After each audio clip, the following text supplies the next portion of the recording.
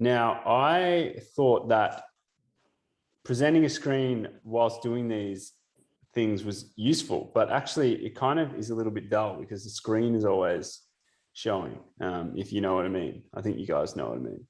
So anyway, I'm just going to share the screen right now because why not? All right. This is the all seeing, all dancing screen, and I'm going to present here. You guys can see that, obviously. Well, welcome to another amazing training talk, which is filling our lives with absolute glory because everyone is in the situation they are in at the moment. But I promise you, you will learn one thing out of this tonight, because we're going to talk about some gear and equipment, which is super important.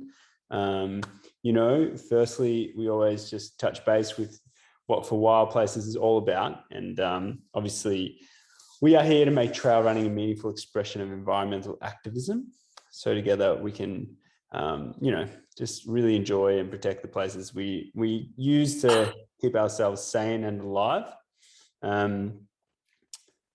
Leading up to the Pilliga, which is penciled in as October the 19th, and this is a photo of the amazing Pilliga area. I guess we'll try and make this talk a little bit about the Pilliga, but also more just about gear in general, because the Pilliga Ultra doesn't really have the most hectic of gear requirements. We don't really need to go too hard on talking about it, because otherwise we'd miss out on a few things, like we'd miss out on a couple of bits of equipment we can chat about.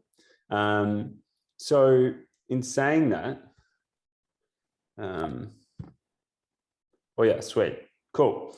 So in saying that, when we're talking about equipment and gear for ultra trail running and stuff like that, this is like a pretty typical list of what you would, you'd need to bring along with you. Okay.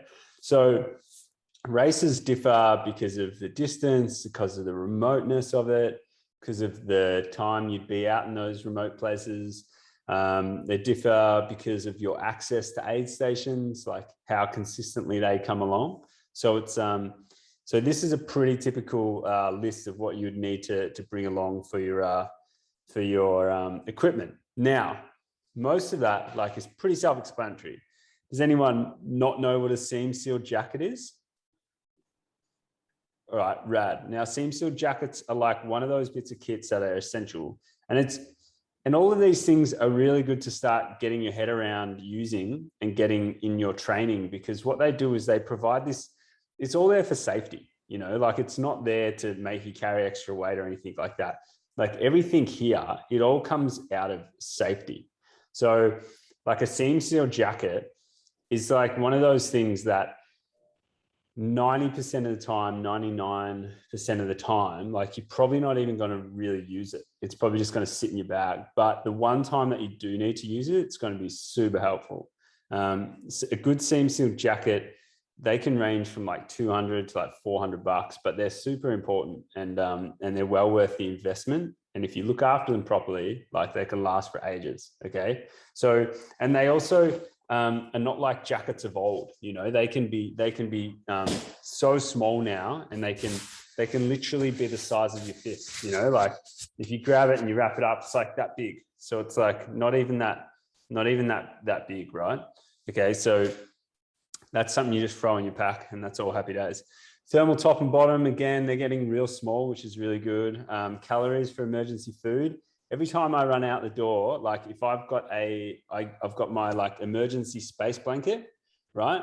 And what I do is I put that in a plastic, usually comes in its own little plastic Ziploc bag, right? And within that Ziploc bag, I'll just put an extra couple of gels. And those gels will probably go out of date, they're probably 2 years out of date because they've just been in there and never used. But it's really helpful to have gels, even if they're out of date, to make sure that that's part of your emergency kit and emergency food. Obviously, being able to carry fluids is a big one.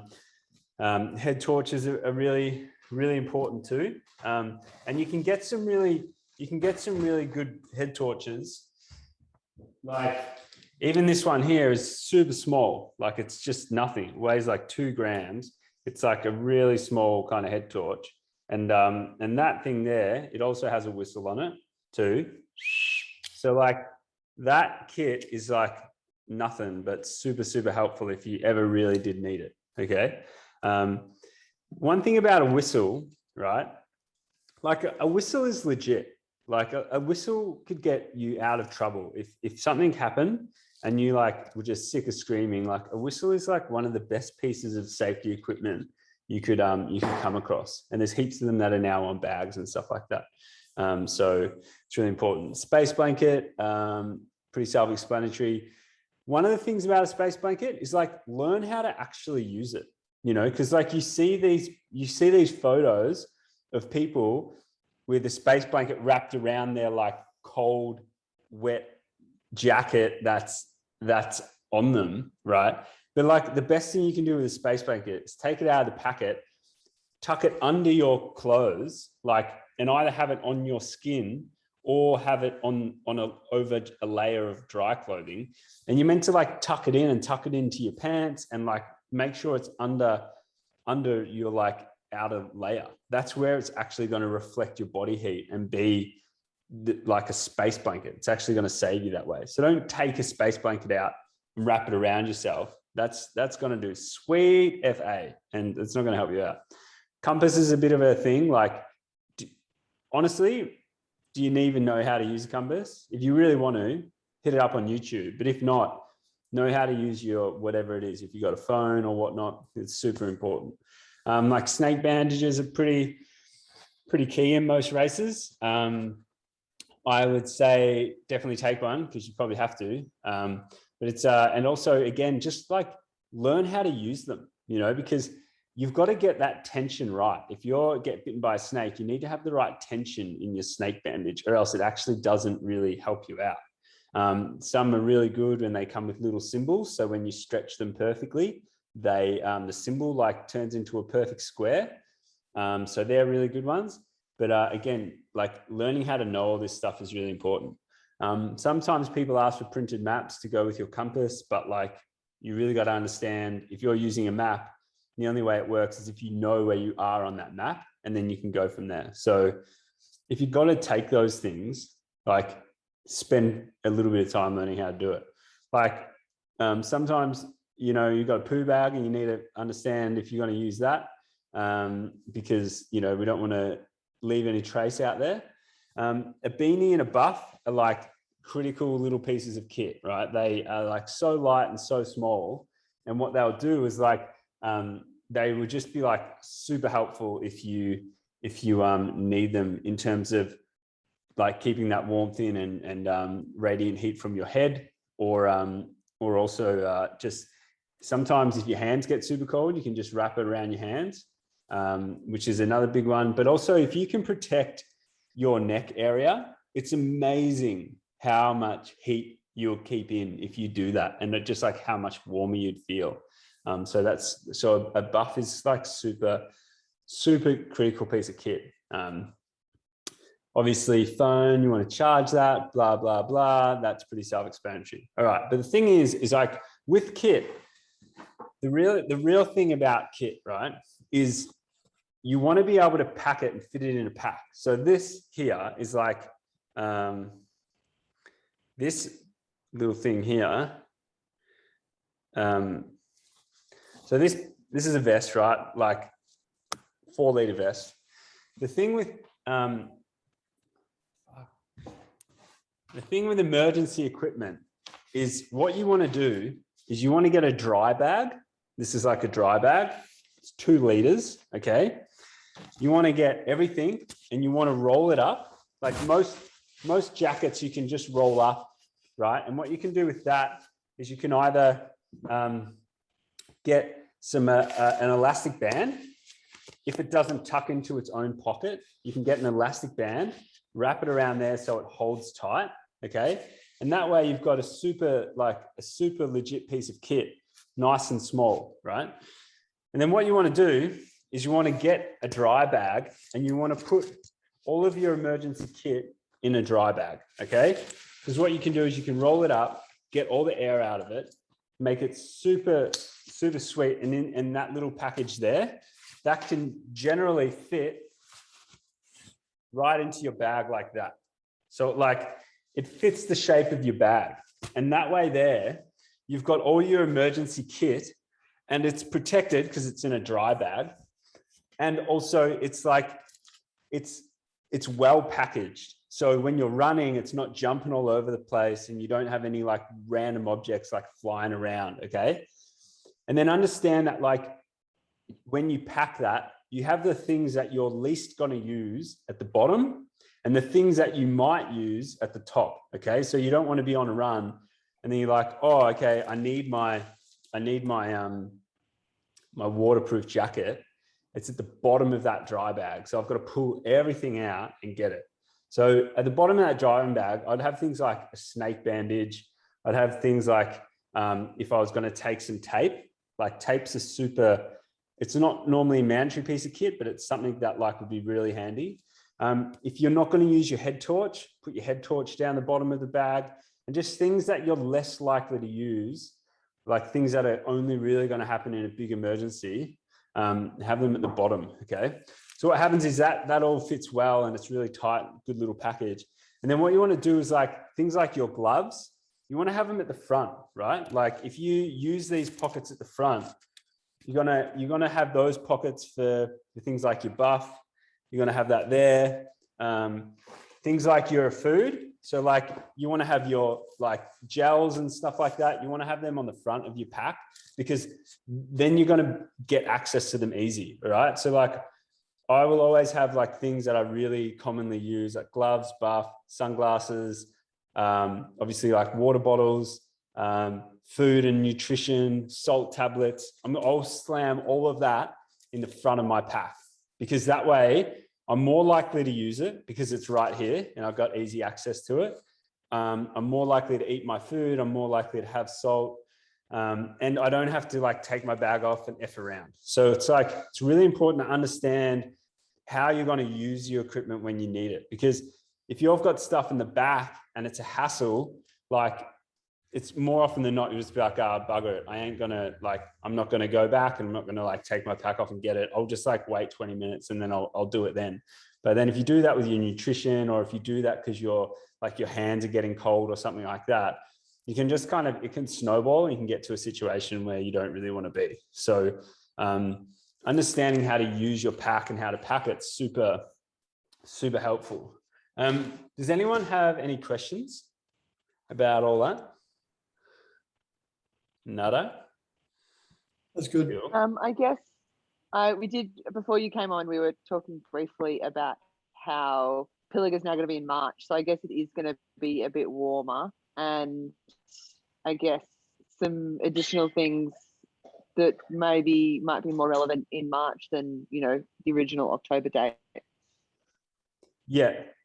Well, yeah, okay. Well, I mean, I suppose it's just things understanding that, you're probably going to, like in a practical way, it's probably going to be warmer. So definitely going to want to be able to get access to all the water that you can carry or all the water that you'll need as a runner.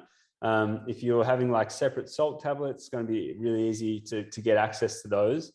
And then just kind of like understanding what kit works best for you in a warmer environment. Okay. Like I'm pretty sensitive and I'll know the difference between like weights of t-shirts and I'll know which one's warmer and which one's cooler and that kind of stuff. Wearing a hat in those kind of environments can be super helpful. One, because it keeps the sun off you. Two, because you can like dunk it in some water and then drop it on your head to give you that bit of coolness. The same with things like buffs. Like if you're running with a buff and you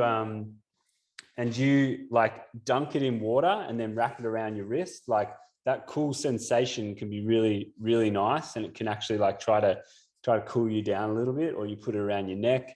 There's a bunch of like pretty good things out there, like these Dr. Cool towels. They're like towels that when you get them wet, they've got some sort of a substance to them, or they're a certain fabric. They go cold. Like even if it's warm water, you put them and you wave them in the wind, they go cold, and that kind of stuff could be really useful in like a warmer environment.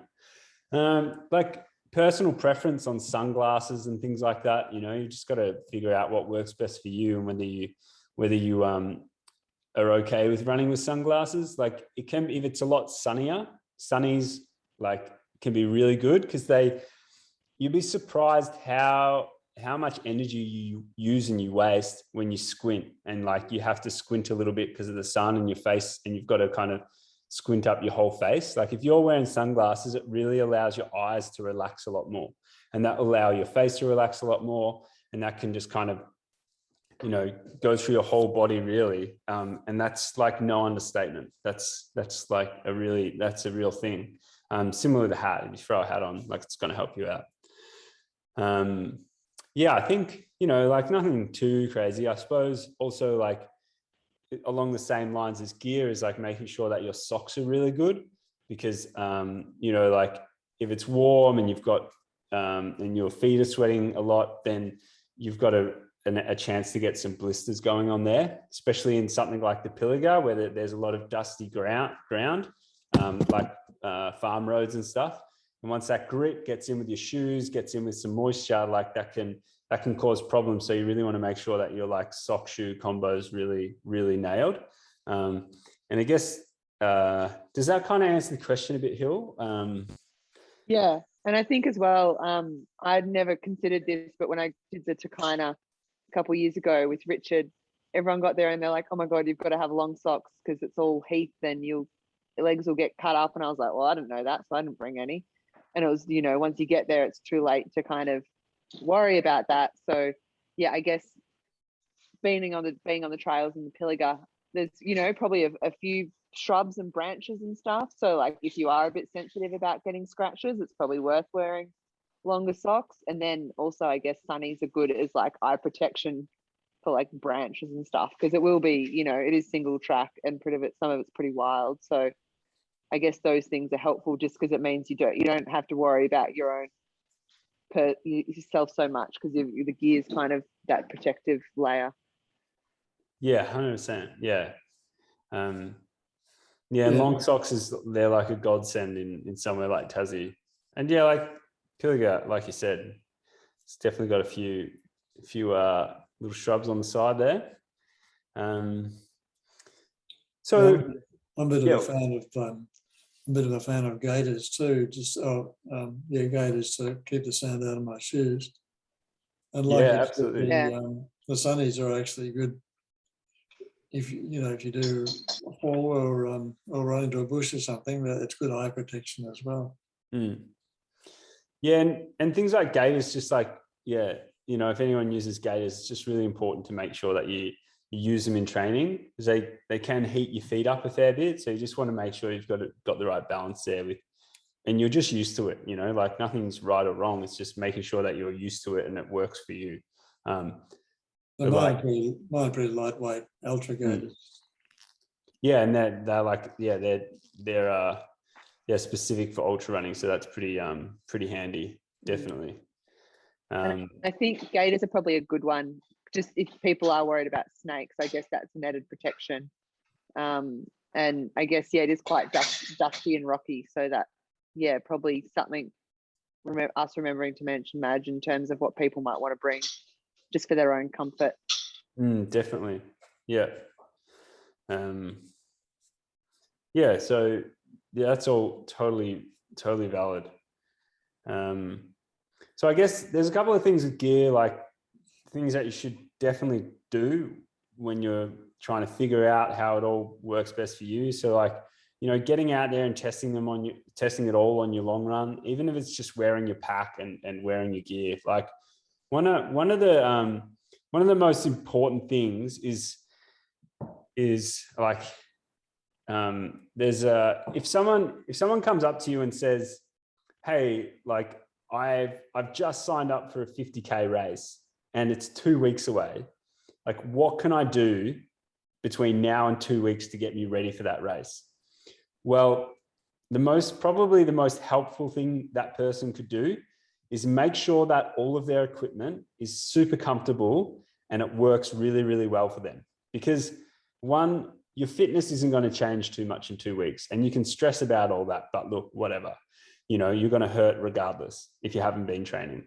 But if you get something wrong with your equipment, it can end your day so quickly and so painfully. Like if your bag starts rubbing on your back because it's got equipment in it that you've never run with, and then it like gives you a graze and that turns into like just a bleeding hole on your back, like that's just not fun, right?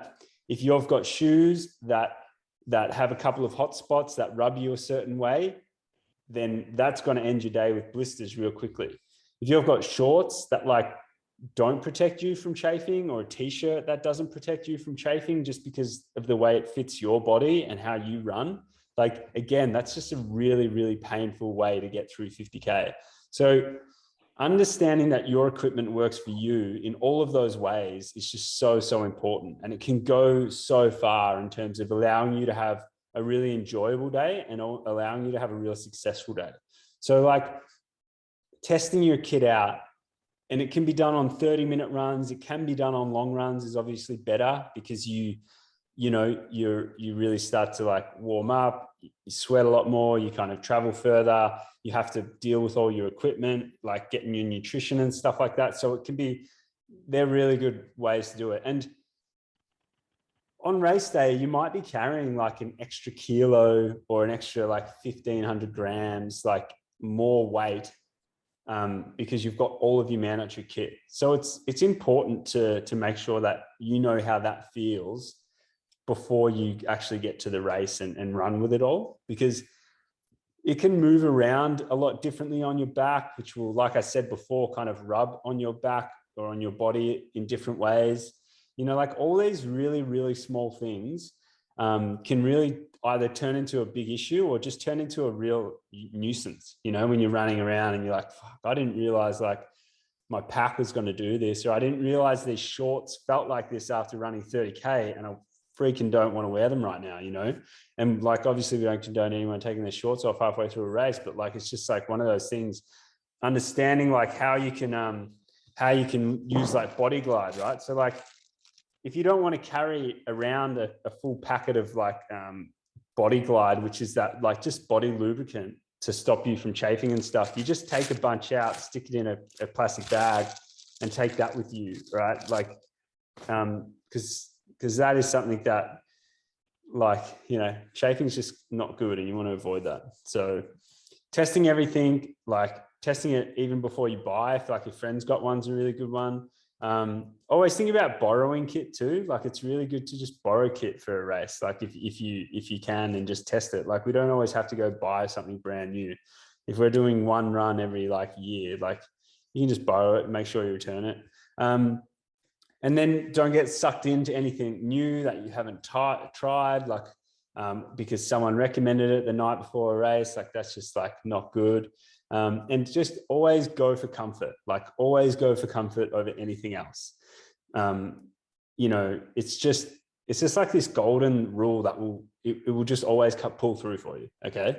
And then, like just understanding, coming back, that all of this is for safety at the end of the day, right? Like safety for you, safety for other runners, because if you're in trouble, they'll have to help you out, which then puts them in jeopardy if they're like out in a cold space or, unprotected or, under the sun for a lot longer than they planned. Like all of this has a knock-on effect. So like the don'ts, obviously don't try anything new on race day. Marketing's really good, obviously, with all these products. So it's just really important that you kind of know what works for you and know what you need, and then just stick to that. Don't get swayed either way. So much kit is getting thrown around the world now. There's probably more kit and equipment than anyone could ever need. So make sure you don't throw your old stuff out, like pass it on, and, be open to receiving the same. Last minute changes, like don't do anything new on race day. Last minute changes can really kick you up. So don't do that. And like I said, stick to comfort. And they're just like small things, but they're just golden rules. Like they're just so important. And I would say out of essential kit, like a waterproof jacket's 100% one of them. Having the right shoes for you is just super important. Like if you've got the wrong shoes, then that's just going to like be a really, really bad time training. It's going to be a bad time racing. It's just like all round, just take some time to figure out what shoes work best for you. Socks are a really important one too.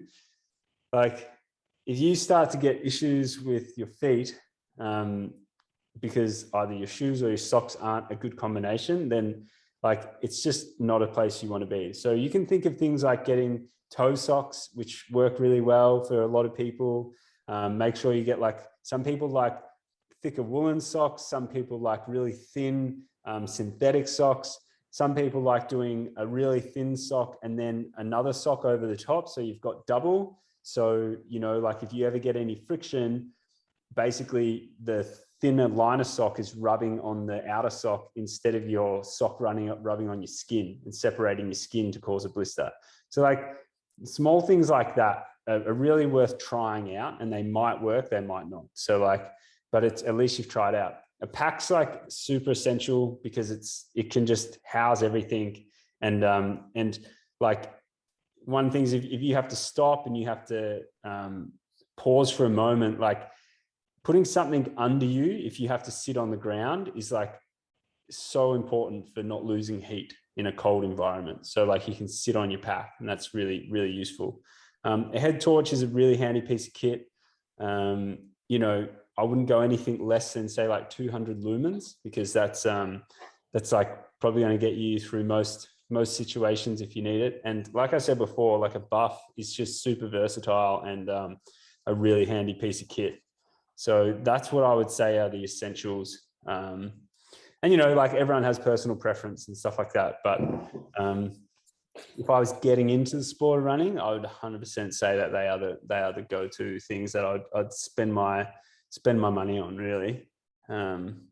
Yeah, and like, you know, there's not too much more to say about it without getting into like some insane technical detail. Like, you know, with regards to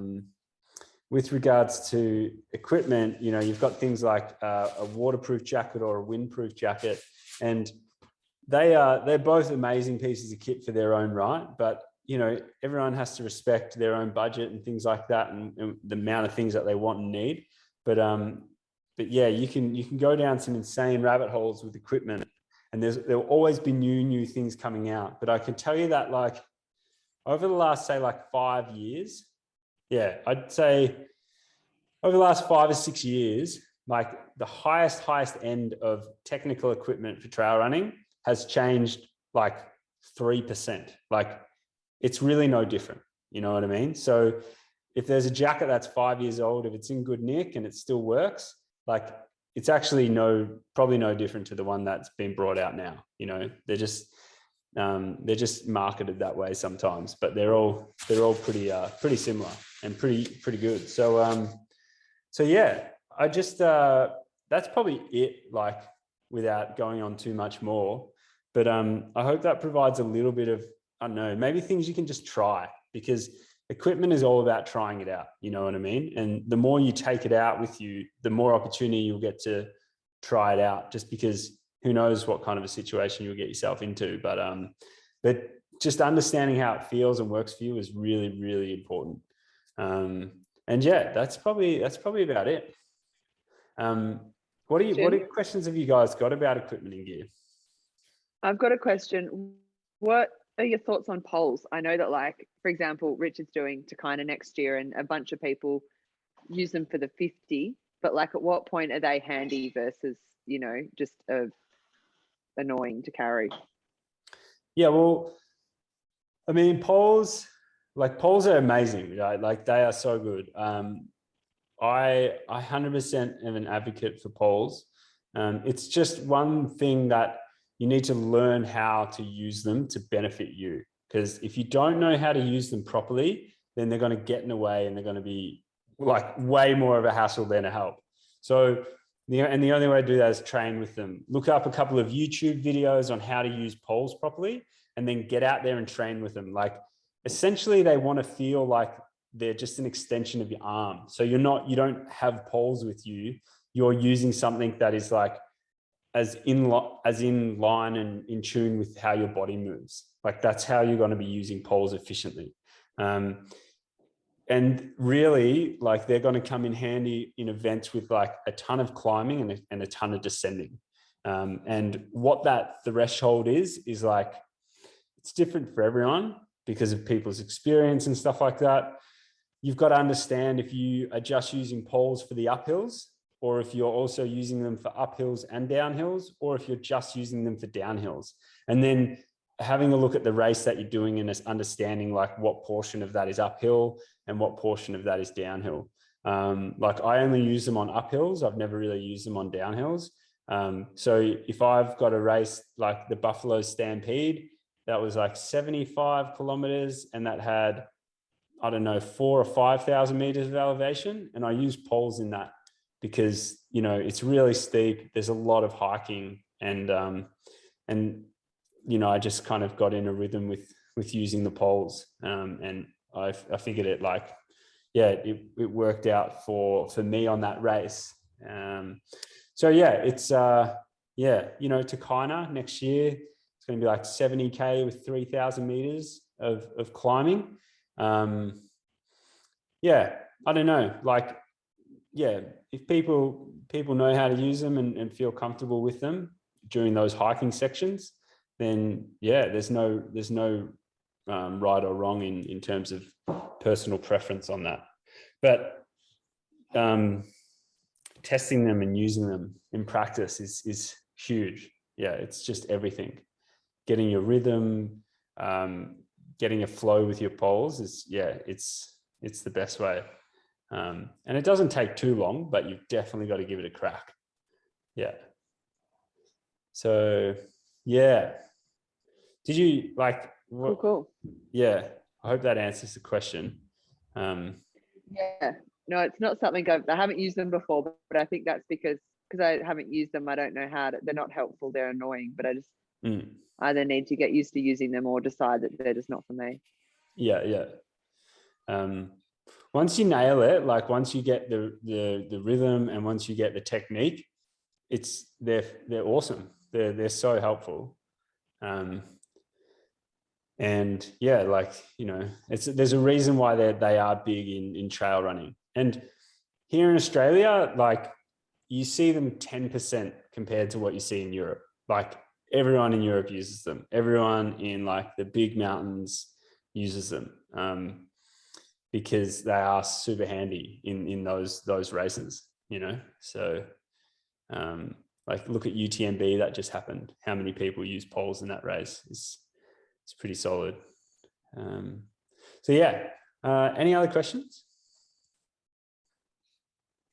No, I'm happy. Thank you. Awesome. And poles, you can always just practice with a bunch of old ski poles too. Like you don't need to go get trail running specific poles. Just use some sticks. Like it all helps. My ski poles are still up in a hut on Mount Bogong with my skis. Oh.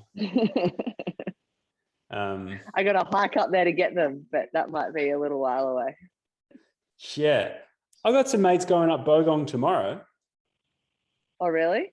Yeah. Illegally? Just on the down low? Far out, sorry. Yeah. Anyway, I'm just going to stop recording this session. Yeah. Thanks a lot. Thanks a lot. My name's Mael Backhausen. You stay classy.